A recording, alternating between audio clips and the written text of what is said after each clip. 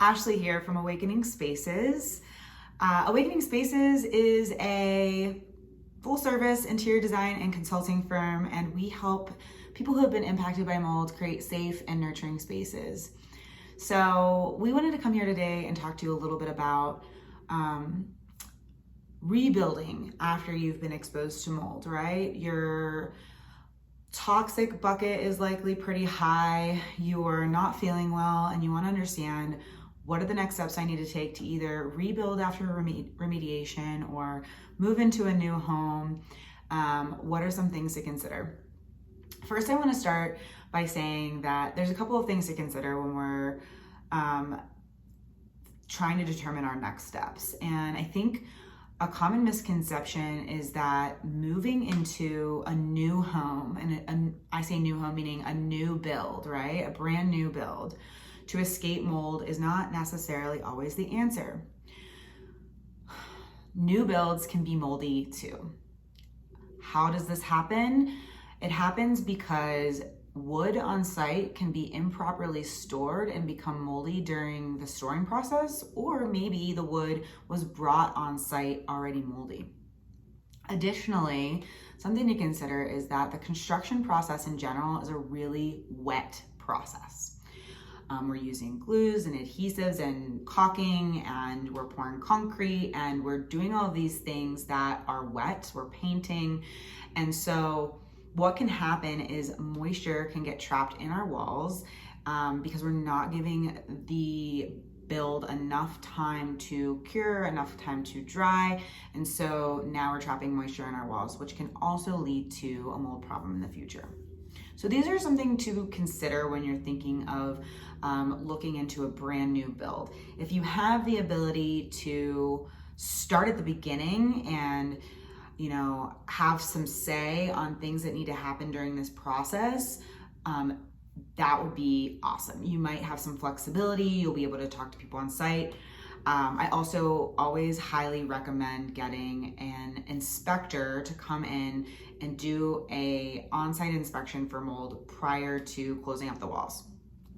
That's not something that they're actually inspecting during the, traditional inspections that are done during construction. The other thing to consider with new builds is off-gassing. So at this point, we're trying to find a place in which we can heal. We're trying to limit our exposure to toxins so that we can start emptying our toxic bucket. Start emptying the toxins that we've been exposed to from mold and detoxing. With off-gassing, with new builds, the building materials that are used are conventional building materials that have chemicals. They have chemical compositions, and these chemicals can off-gas at room temperature. And so what that means is it's the release of these chemicals in a gaseous form at room temperature. So especially in a new build, we might find that we're having very similar symptoms to mold because we're actually getting exposed to all these chemicals and we're breathing those in. So it's really important to use products that have a lower chemical content or are natural materials that have a lower rate of off-gassing. There are some natural materials that do off-gas, so you have to sort of be conscious about that as well. But more times than not, natural is going to be better. Natural is going to be healthier. So when we are building, we want to consider the VOCs in the products. Additionally, something to consider is SVOCs. So SVOCs are similar to VOCs, except for they're heavier. So as products degrade, they actually release SVOCs, and these are ultrafine particulate that end up in our dust. So how can we be exposed to SVOCs?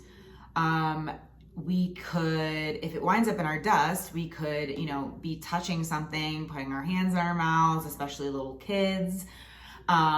If we are dusting, it could stir things up and things could end up in our breathing zone. So we want to avoid products that have high chemical content. And something else to think about is it's not just the finish itself that is creating, this issue. Really, every single thing that is used to build a house has some sort of chemical content. And so it's really about looking to see what products can we find a healthier version for. And they are out there. There are better options for almost everything. The mortar and the mastic and the grout and the sealers and the caulking and the adhesives and the drywall and the paint and the insulation and the MDF and the plywood and the things that we are not really seeing on the surface of the finished product, but are really contributing to the indoor air quality after the building has been built. So those are some things that you really want to consider when you're renovating or if you're building new. Materials that we encourage are natural materials. So a lot of people are also afraid of wood and some other natural materials at this point, right? Because they're worried that wood can grow mold. Well, the truth is any material can grow mold. Any material, even a vinyl, even metal, all of these materials can grow mold.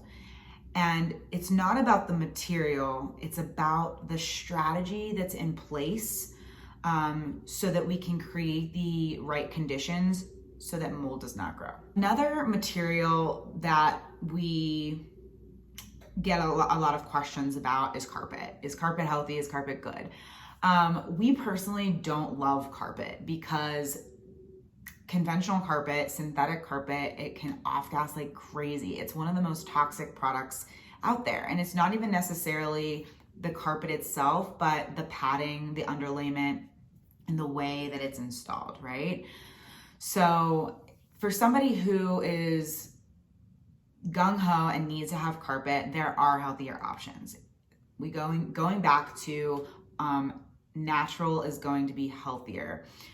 We would recommend using a wool fiber carpet and a natural latex pad, right? So that we can at least minimize some of those synthetic chemicals that are going to be in the carpet.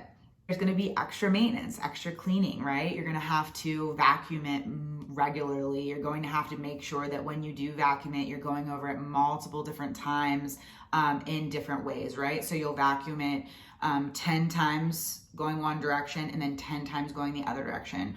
Otherwise, you're not really even making a dent in what the carpet is acting as a reservoir for, right? There's toxins, there's dirt, there's dust, there's all dead skin cells, dust mites, all these things are have the ability to live in the bottom of the carpet and they get trapped in there. So that's really why we don't love carpet. Even the natural version still has the ability to trap these toxins and act as a reservoir. So we try to encourage people to select solid materials that are easier to clean, easier to maintain. However, if you wanted something soft or a little more comfortable underfoot, you could go with a carpet. Another really great option that is a hard and sort of a soft surface that can replace carpet is cork.